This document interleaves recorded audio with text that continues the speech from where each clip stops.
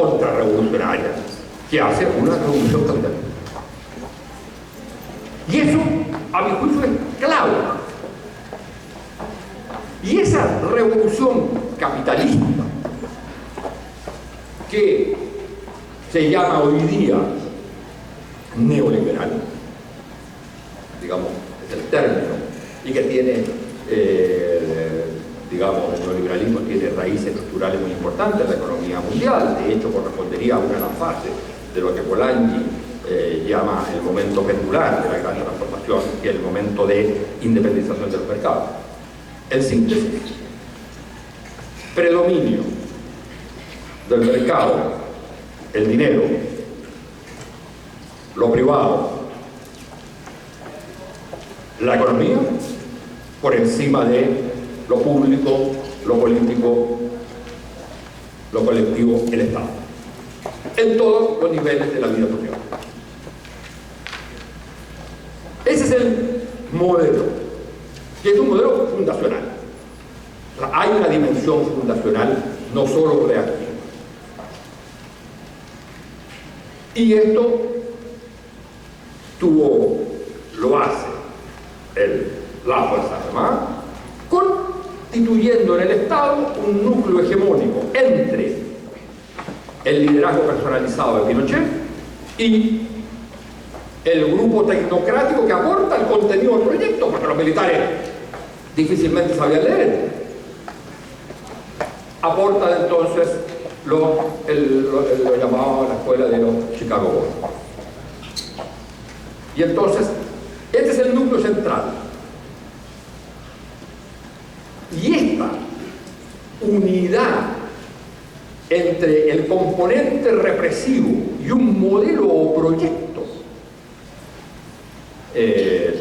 económico, social, va acompañada también de una proyección política que la aporta un sector cercano a los Chicago Boys independientes, que es lo que llamaron los gremialistas, que lo que está preocupado es de cómo se institucionaliza la dictadura para siempre. Y propone entonces una constitución que es impuesta después de la fase más represiva, que es impuesta a través de un plebiscito fraudulento en 1980. Y esa constitución consagraba dos modelos. Uno, entre el momento de ese plebiscito y 8 años después, régimen militar puro y duro. A partir de los 8 años, proyecto de régimen autoritario civil con poder de veto militar, en que quedan excluidas las fuerzas de izquierda. Y para pasar de uno a otro, un mecanismo, el plebiscito, con un solo candidato propuesto por la Junta de Gobierno, que sería Pinochet. La oposición a la dictadura,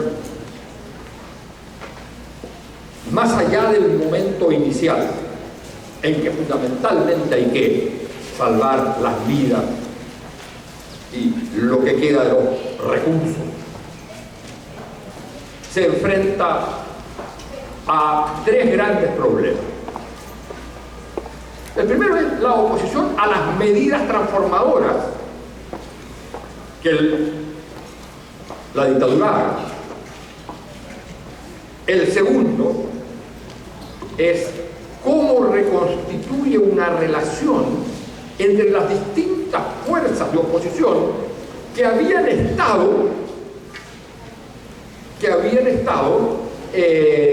a punto de matarse entre el 70 y el 73, el centro y la izquierda, y cómo constituye una relación entre esas fuerzas y los sectores sociales con los cuales se había perdido, por supuesto, en cierto modo, el contacto. Y esto empieza a establecerse, a resolverse a través de las movilizaciones en el año 83, de los ciclos de protestas, donde se van a encontrar ciudadanía, movimientos sociales, partidos políticos, Iglesia Católica, todo eso. Pero faltaba otro aspecto. Pregunta que no se hace en los 10 primeros años. La oposición. ¿Cómo se sale de esto? Al comienzo era ilusión que la dictadura va a durar poco, que los militares no saben gobernar, que la fuerza tradicional del pueblo chileno, que el presidente Carter, que el cardenal Simón Enríquez. Con el plebiscito de 1980, en que se impone la Constitución hacia el futuro, que consagra el modelo económico-social y consagra un modelo político para mantenerla y reproducirla, se acaba esa ilusión y hay que ponerse a plantearse el problema de la estrategia.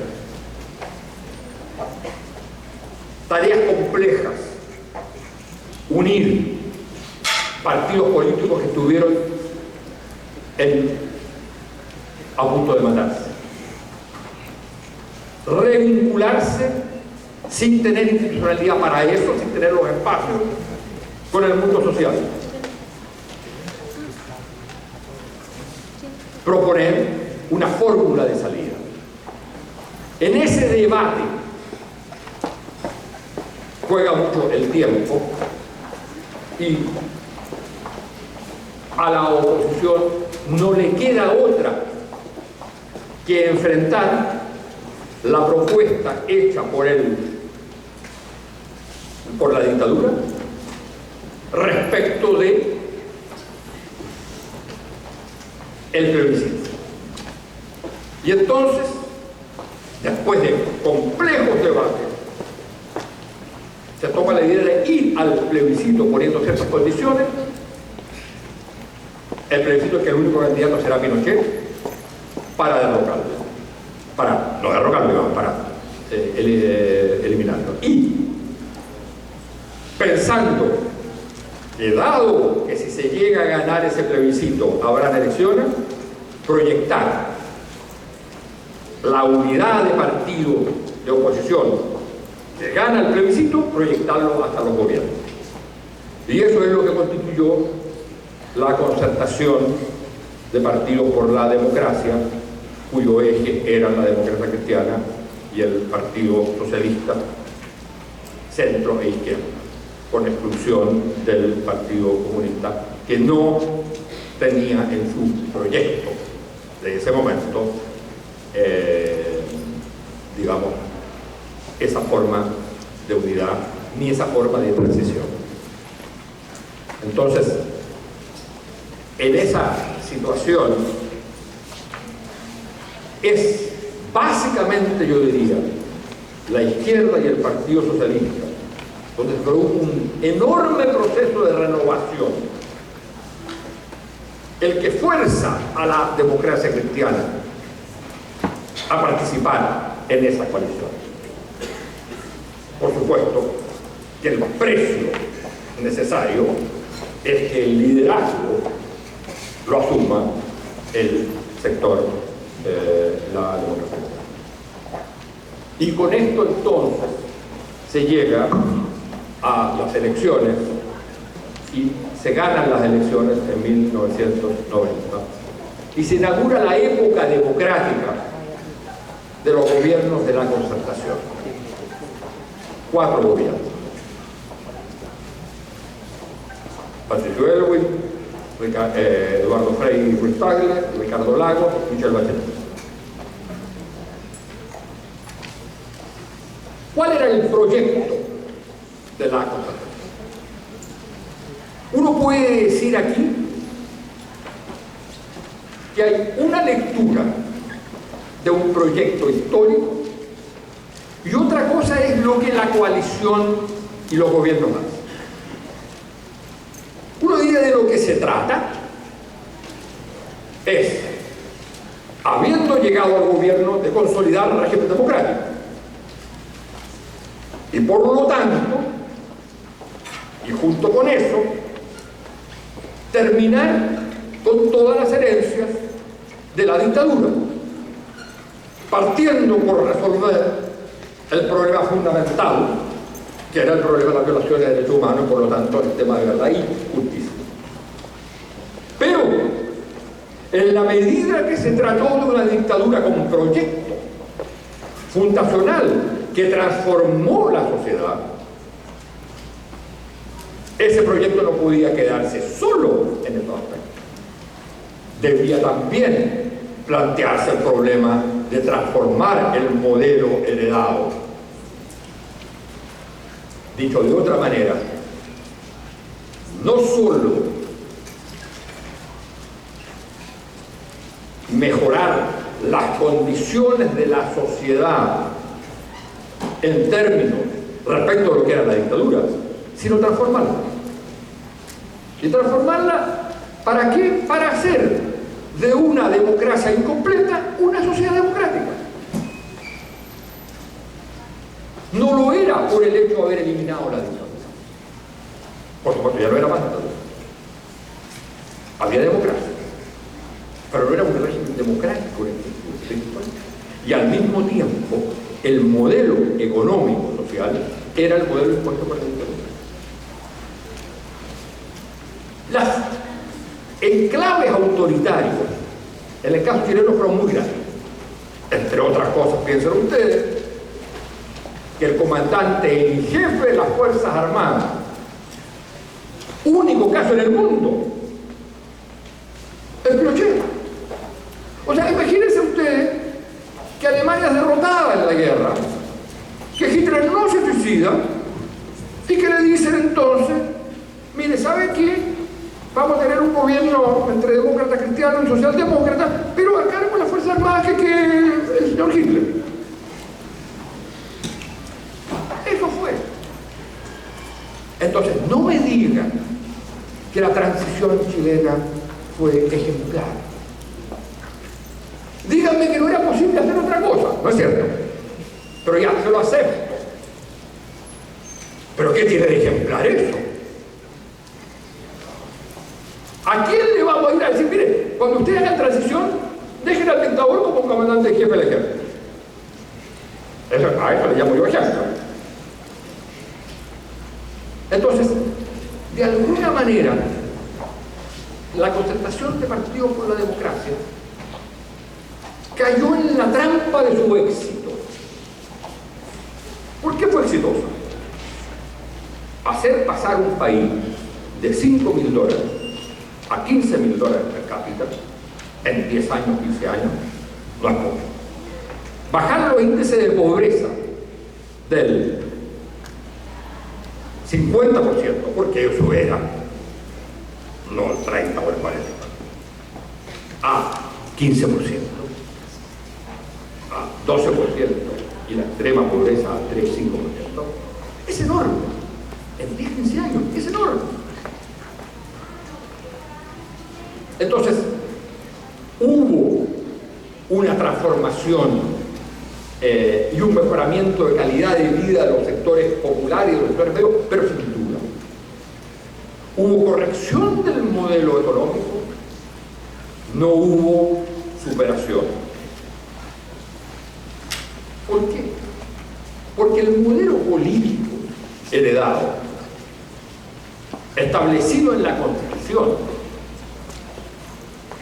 es un modelo político en términos de cualquier estándar no democrático, no es dictadura.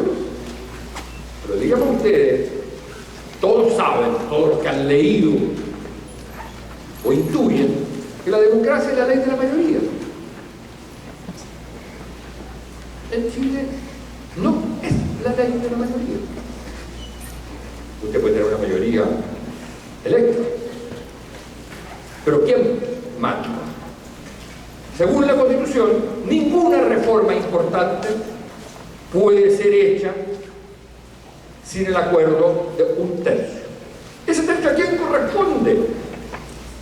Corresponde a los herederos de la dictadura, a los herederos de Pinochet, a los que establecieron ese modelo económico. En frase de su artífice, Jaime Guzmán, De lo que se trata es de tener una constitución en que si alguna elección la ganan ellos, esa es la frase que usa para convencer a Pinochet que acepte la constitución, si alguna vez ganan ellos, tengan que hacer lo que nosotros queremos. Eso es la constitución. Luego, ninguna transformación de fondo es posible. De modo entonces, que habiendo hecho transformaciones muy importantes en la sociedad chilena, la sociedad chilena de hoy es mejor y la gente vive mejor que al final de la dictadura, esto no cabe duda. Sin embargo, la concertación no superó el modelo económico social ni tampoco el modelo político institucional que se expresa en la Constitución y que está hecho para preservar el modelo económico. Y entonces, ¿qué ocurre? Esto va a provocar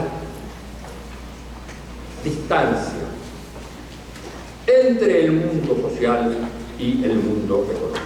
Pero el éxito, las cosas bien hechas, las que se hicieron bien, hacen, y es muy propio si hemos hecho estas reformas y nos ha ido tan bien, ¿para qué nos vamos a meter en Honduras?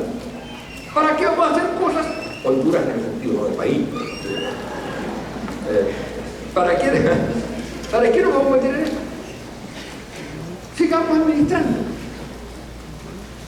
Y entonces, la política que en un momento convocó masas para terminar con la dictadura a través de un acto electoral, como es un plebiscito y posteriormente elecciones, fue perdiendo capacidad de convocatoria. Y en el año 2011, habiendo un gobierno de derecha, se plantea un movimiento social como no había existido hasta entonces, que llena las calles y las ciudades, que es básicamente estudiantil, pero que es, por otro lado, medioambiental, de género, regional, étnico, que plantea como cuestión central, por supuesto las demandas son específicas en cada campo, el papel del Estado y el papel de la sociedad. Dar el salto que la concentración no dio y que todos los países, o casi todos los países, probablemente con la excepción de México y Perú, no dieron después de las transiciones democráticas. ¿De qué se trataba? Frente a los procesos de globalización, neoliberalismo, lo que había sido las dictaduras, se trataba de rearticular las relaciones entre Estado y sociedad. Algo parecido a lo que ocurre después de la crisis de la Gran Depresión en los años 20-30 del siglo pasado. Y entonces, eso dio origen, anunciado a mi juicio, desde un punto de vista sociológico, aunque haya sido un fracaso posteriormente, por el movimiento de Chiapas, dio origen a gobiernos que se plantearon ya no solo el tema de ser democracia, sino en democracia transformar la sociedad. Hubo el modelo más societalista desde la sociedad a la de Evo Morales, más desde la política a la Chávez o Mujica, Uruguay, más tecnocrático en algunos casos, uno que combinaba todo esto como era el modelo Lula.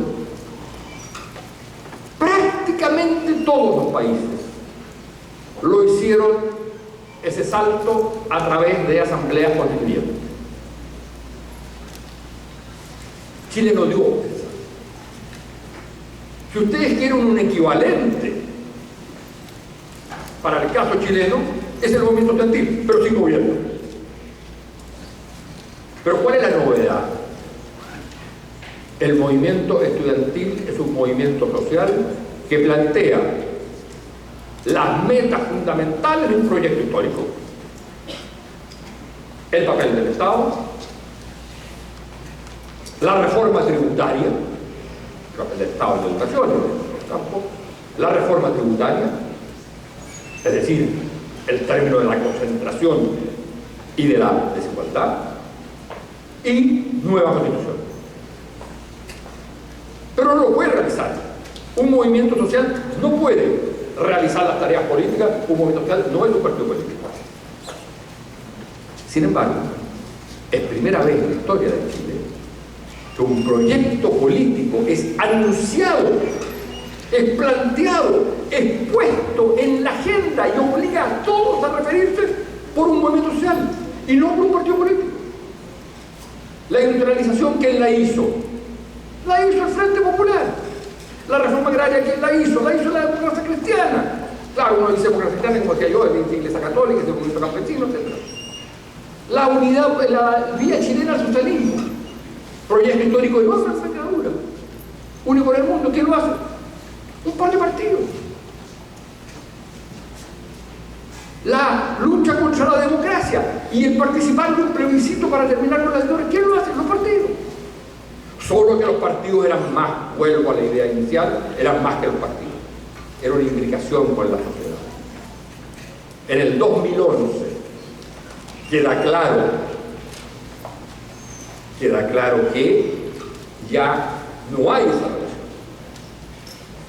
Y que los partidos políticos, lo que se llama la clase política, independientemente de sus méritos y lo que hayan hecho, ya no proponen un nuevo proyecto histórico o un proyecto fundacional. Lo proponen el movimiento social y esa es su tragedia porque no puede realizarlo. Y entonces ocurre que 2 años después, en las elecciones presidenciales, todos los candidatos, con la excepción de los candidatos de derecha, toman como tema central lo que había sido planteado por el movimiento social. Por decirlo así, en lo que sabe hacer la clase política, que es ir a elecciones y ganar elecciones, le propone a la sociedad, sobre todo el programa de Bachelet, 3 cosas: reforma educacional, reforma tributaria, nueva constitución, y amplía la concertación hacia otro actor que es el Partido Comunista, lo incorpora, que había expresado descontento hasta entonces, lo incorpora y el Partido Comunista, por supuesto, pone como otro tema central reforma laboral. Y ahí están las bases de un proyecto fundacional o refundacional, no para hacer la sociedad socialista, sino para hacer una sociedad decente, que tenga los estándares más bajos, pero al nivel de la OECD, que es con los países que Chile se compara. Entonces, se plantea un proyecto refundacional a partir de lo puesto en la agenda por el movimiento social. Michelle Bachelet presenta como proyecto, como programa, el primer proyecto histórico post-transición, post-democratización. El primer proyecto refundacional de transformador, que significa superar el modelo económico y social y superar el modelo político de la Constitución heredada de Pinochet. Proyecto que saca del movimiento social, que se lo devuelve en las elecciones y por primera vez en la historia de Chile vota un 40%.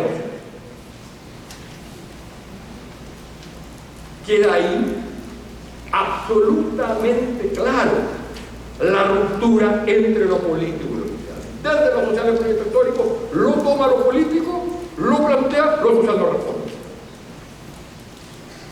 Y lo social se va entonces, básicamente, a enredar en demandas particulares, en educación, en lo laboral, en los profesores, en lo medioambiental, en demandas particulares, perdiendo de vista el proyecto. Y el núcleo político, la nueva mayoría, plantea el proyecto fundacional, pero sin tener respaldo activo en la sociedad, y se trata de un proyecto que no se puede hacer desde activos, y con problemas en la coalición, porque el sector demócrata cristiano básicamente ve, desde mi interpretación, en la realización del proyecto fundacional, en la ampliación de la coalición al Partido Comunista, que a ellos nunca les gustó, la posibilidad de pérdida de su protagonismo. Y entonces, si a esto se le agrega que después de un primer año en que algunas reformas se avanzaron y fueron importantes, por ejemplo, el fin del lucro de la educación, piensen ustedes la reforma que estamos hablando. Cuando yo le decía a ustedes que la educación en Chile, el 80% estaba en la educación privada, bueno, además, esa educación privada recibe subvención del Estado, pero puede utilizarlo con fines de lucro para su propio negocio. O sea, usa la plata del Estado, crea una escuela, usa la plata del Estado para crear una empresa. No hay otro ejemplo en el mundo.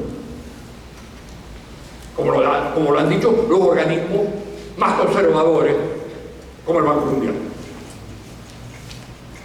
No hay. Bueno, entonces, este proyecto refundacional, que debiera culminar con una nueva constitución, se empantana no solo por la oposición, que a mí personalmente me recordó la oposición que la derecha hizo en la época de Allende, la oposición mediática, no diríamos golpista porque no habría quien diera el golpe, pero con esa intención de desestabilización del gobierno.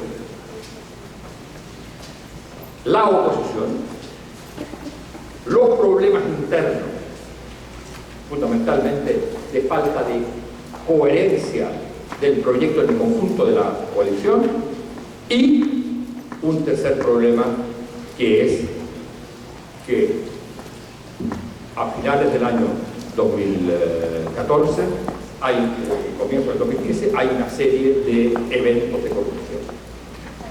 Y eventos de corrupción que van a también tocar de forma indirecta, a través de su familia, a la presidencia. Si bien la corrupción es básicamente, expresión estructural, no individual, estructural del predominio del dinero sobre todas las otras instituciones. Y por lo tanto, es un par de empresas las que financian a todos los sectores políticos. Si bien la corrupción tiene una raíz estructural, en la medida que se crea un clima que se aprovechan otros, como es el caso de la nuera de la presidenta, generó un clima de desconfianza, que no es la causa de esto, es el efecto de esto, que profundizó aún más la crítica a la política y el rechazo a la política. Pero un rechazo a la política no para proponer una política alternativa, sino o para